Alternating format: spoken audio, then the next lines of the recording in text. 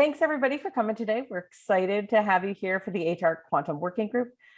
We have a wonderful presentation today from Dr. Michal Krelina.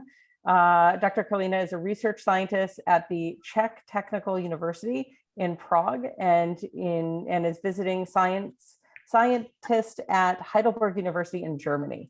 And we're excited to hear his talks and his thoughts about quantum and the warfighter. So with that, I will turn it over to Dr. Krelina.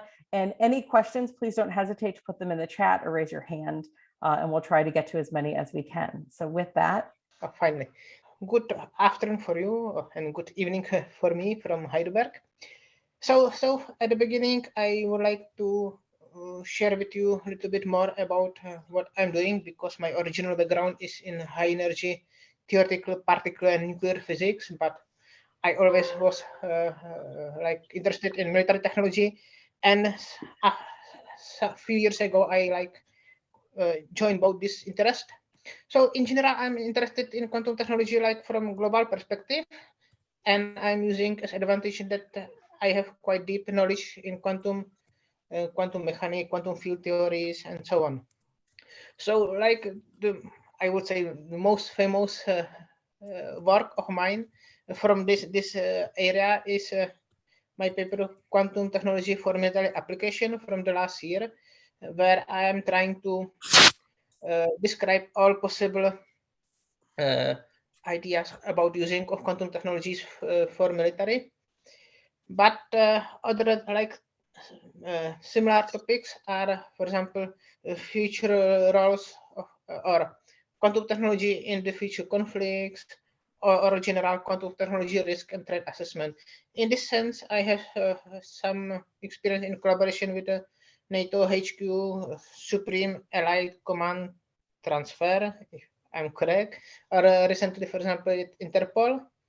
And a few months ago, I submitted one project to ERC. It's kind of very prestigious European Union projects about the role of quantum technology in future conflicts. So, and as part of this presentation, I would like to share with you three topics from this project, where are actually originally 7 that are pretty interesting, from the civil and military perspective, and are also these problems are not very often discussed in publicly, I would say. So at the beginning, a little bit technology disclaimer. I guess most of you know all these basics. So quantum technology is something real that's working. We have really working computers, networks, sensors, imaging system. But overall, the technology readiness level is pretty low. And especially from the military perspective, there is pretty high uncertainty, because especially the military grade requirements are much higher, especially in the case of sensors, because, for example, quantum magnetometry, you have perfect results in laboratory with a very high sensitivity. But for use outside, for example, in a drone, where you have a lot of moving, vibration, other interference, it's a pretty complex task, and not necessarily we will meet, let's say, military grade requirements that significantly overcome the present system. That's a big question. It's I would say almost impossible to answer right now.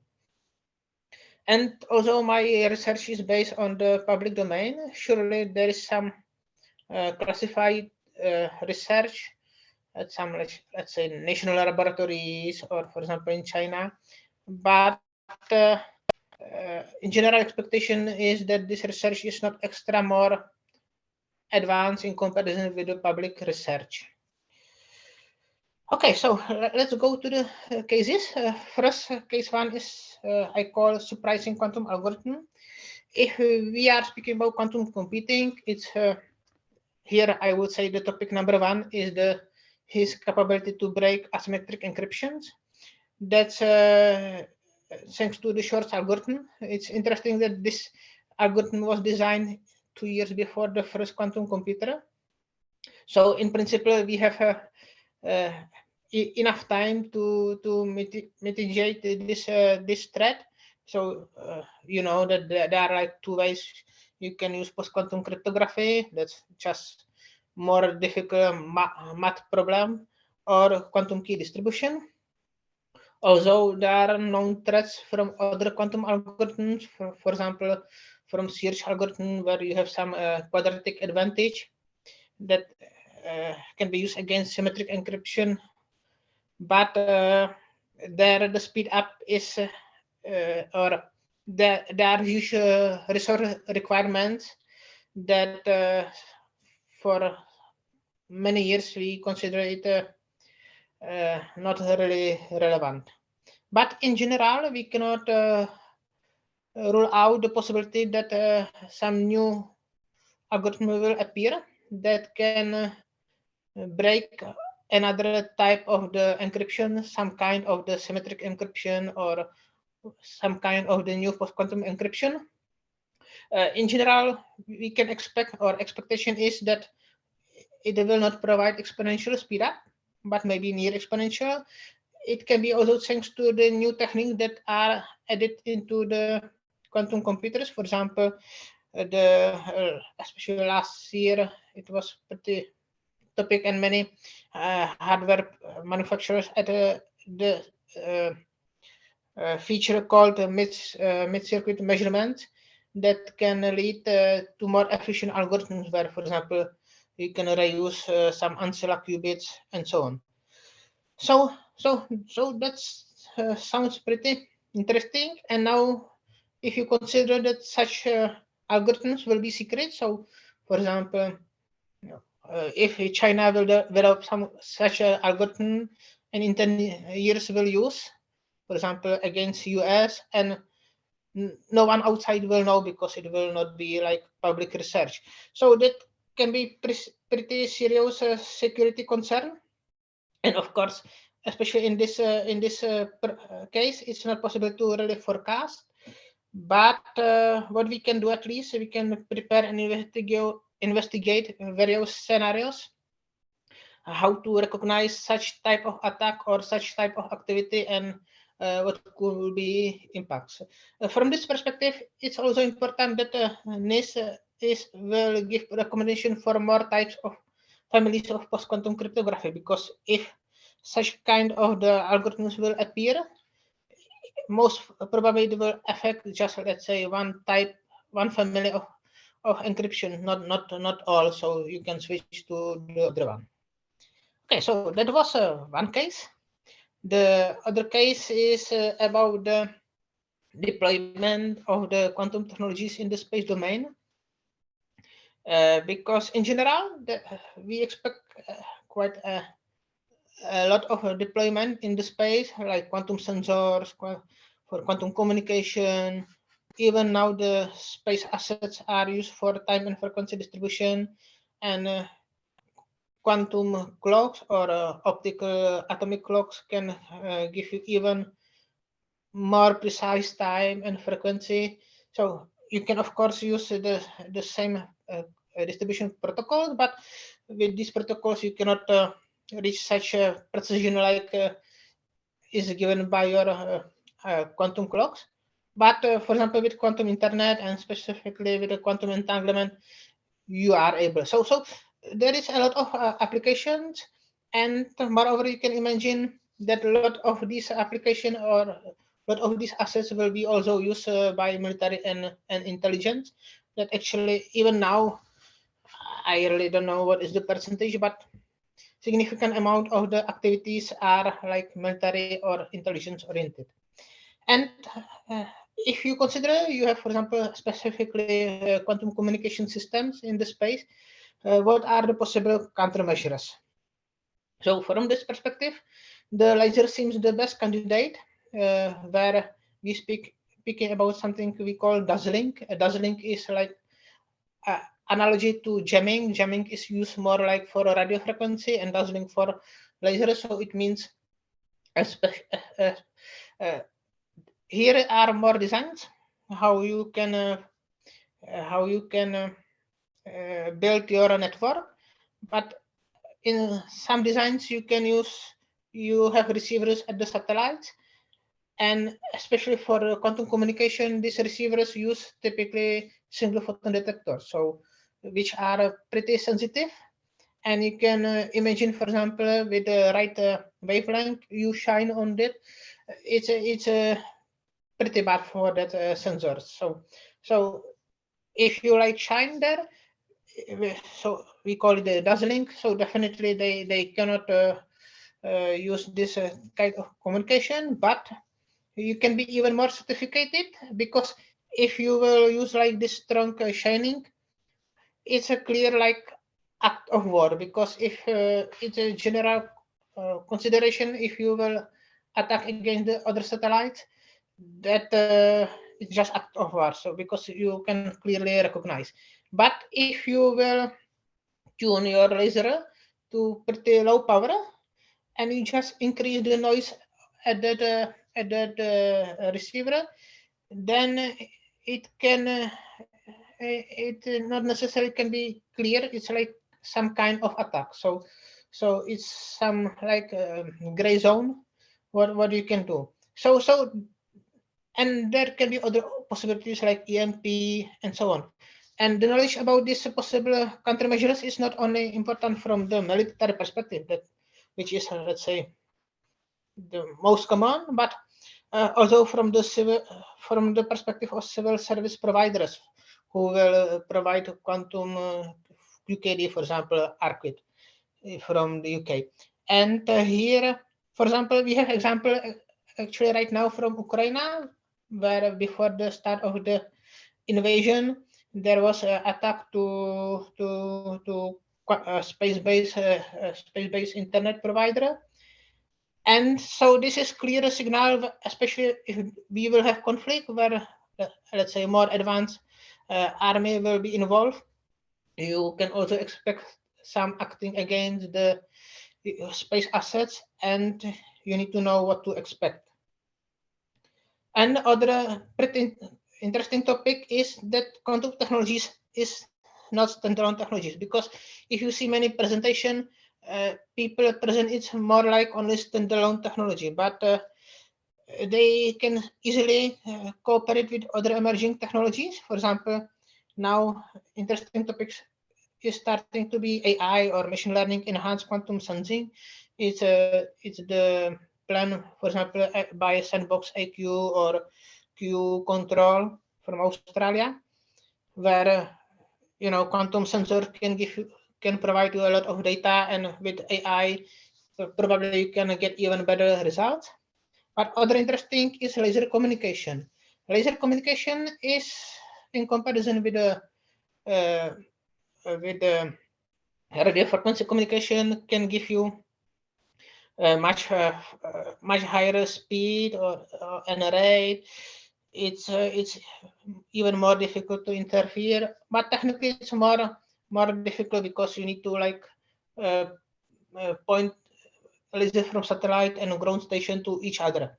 But this technology is it's a known. It's not extra big problem. And for example, the Starlink constellation used the laser communication between the satellites. Now US Air Force is testing communication between the laser communication between satellites and the planes. And for example, communication, the future fusion with laser communication and QKD is things that make big economic and technical sense, because QKD even now is using, let's say, more simplified kind of laser communication, because if you have a laser and you have a ground station, it's not like they like focus on each other and immediately send their qubit. They actually first they have kind of we call it a beacon laser communication.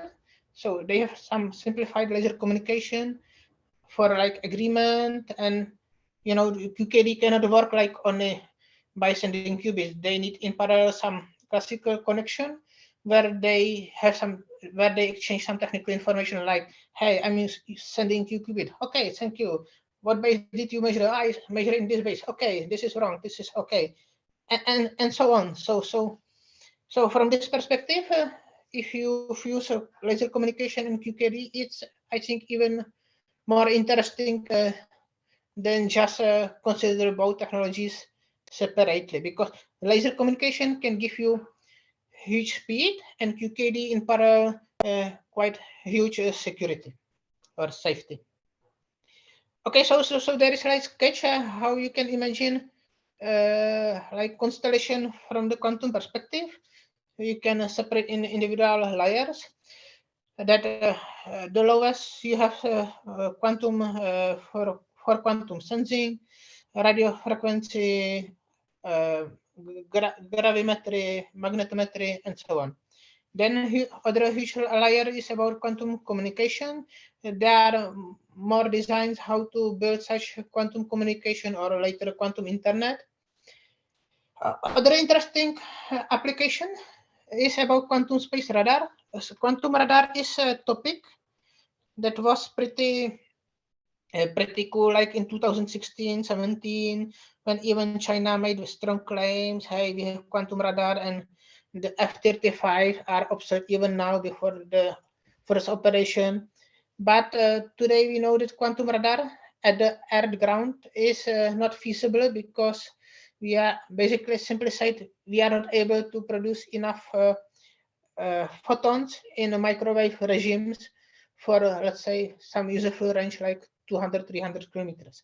But in the space, it's different. You can use optical photons, and you don't have any atmosphere. That is your, I would say, biggest obstacle. So there are some proposals, for example, by Raytheon about the quantum space radar that could be used for tracking all, let's say, activities and debris in the space. And the last part is then the quantum countermeasures by lasers, but it can work as well opposite. You can place the laser on the satellites and acting against the ground stations. That can be even more interesting, because almost in all design, ground stations has the single photon receiver, so it's in principle sensitive, but it's more difficult to target it. I mean, to find and target. Okay, so the case 3 is the misuse of low-cost quantum technology. So, of course, now quantum sensors and imaging systems are laboratory. It's very expensive, and we need a lot of work yet before we will have some final product. But if we will shift, let's say, to 2030, we can imagine that some quantum sensors can be quite easily accessible. And if in parallel, if they offer you some new capabilities, for example, more precise underground mapping, so they can discover some underground facility or silos from the military perspective and so on. So your relevant questions, and I met, for example, this question is particularly from NATO.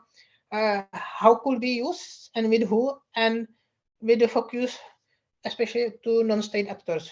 Here then I mean mostly like terrorists or some organized group that is acting against some nations. Because and if we will not be limited only to quantum sensors and imaging system, but we will consider also quantum computers and networks. All this together will allow you increase your C4I star system.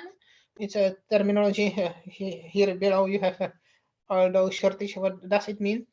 So at the end, it can improve your situational awareness. That's pretty important if you want to do some large or small operation, and especially joint all domain operation. And it's typical signal of a more advanced army. But if those technologies that allow this will be more easily accessible, for example, to less advanced army, non-state actors, or even criminals, that can help them better situational awareness, then it can be some significant problem as well. So that's other interesting question that we should consider. Also, this perspective, how quantum technologies could be misused or even abused and used against the society. So there is one example, C4 I-star. That's one military area that has potential to benefit the most from quantum technologies, because here you can use all spectrum of quantum technology, from computing, communication, sensing, imaging, and clocks. Okay, so last few like general slides. Is it all real or hype? It's one very typical and often questions. I will answer in quantum jargon like it's a superposition of yes and no. Okay, so it means like, as I said at the beginning, it's working all, but very often only in laboratory. And the transition outside to real product or not, quantum technology will not bring you fundamental new weapon, but can improve many other military system. And surely on this way, some technology will fail, but some win. And right now, it's a very difficult to predict how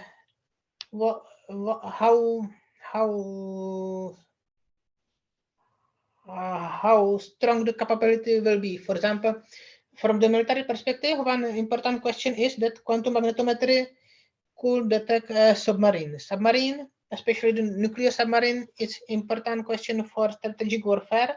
And if this detector could be enough strong that could simply detect your nuclear submarine, then you have like one weakened part of your nuclear triad.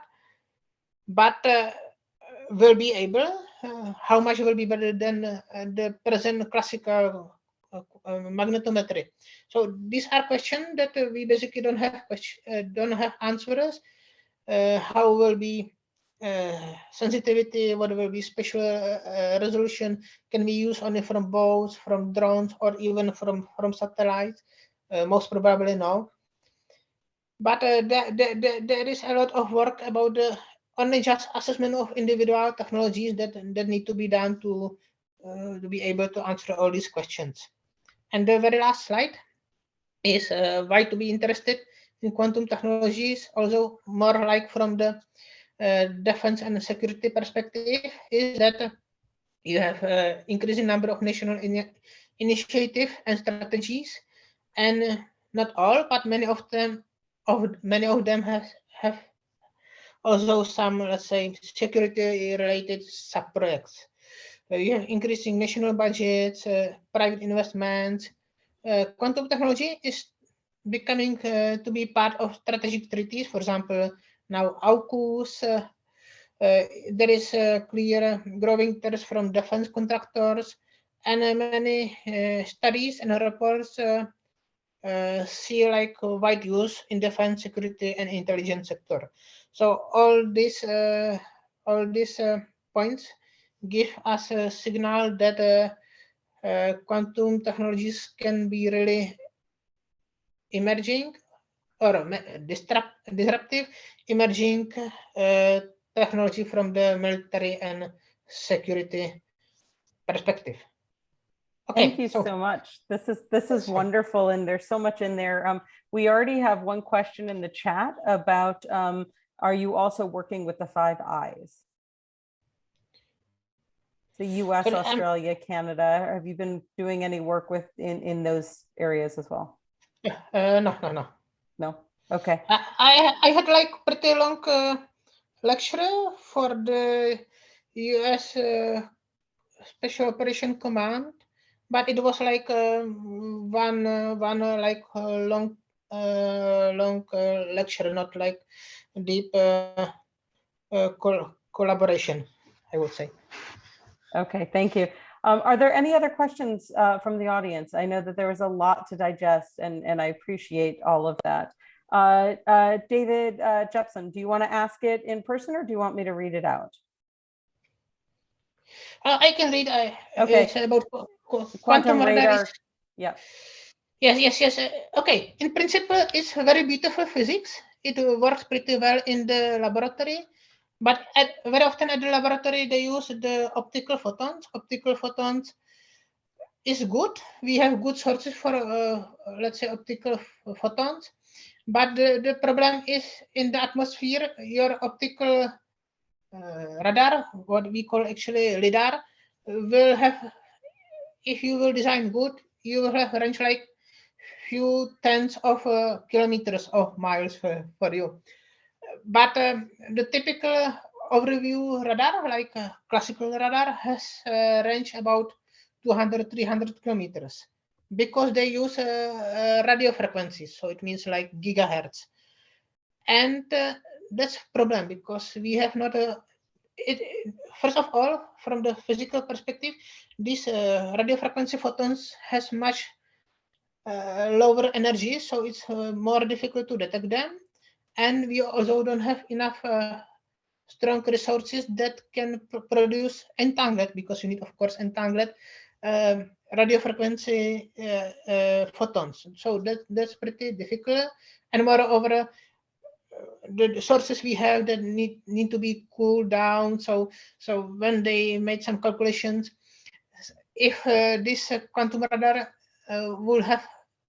should have some advantage, its size will be almost like the size of Texas. Okay, so it's really something impractical and unfeasible.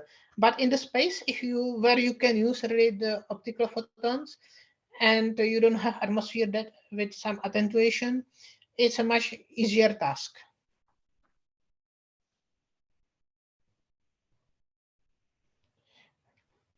Thank you. Bob Mariner asked a follow-up question.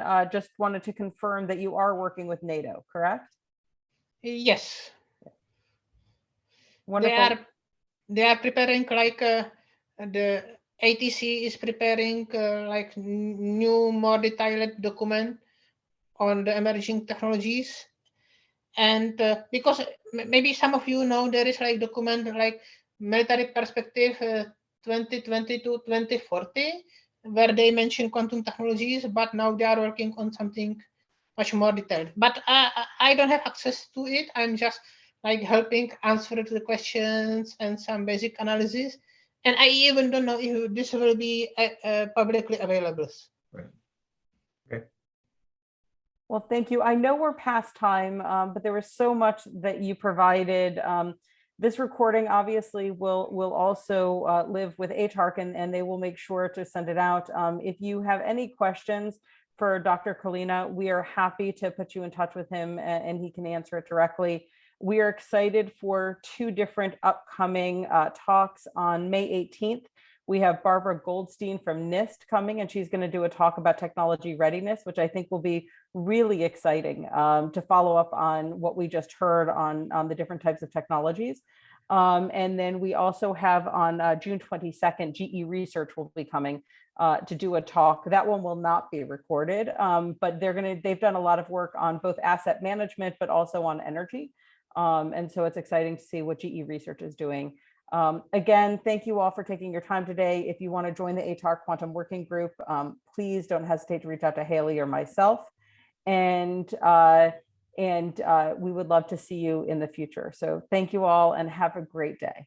Okay. Have a good one. Thank you very much. Thank Bye. you.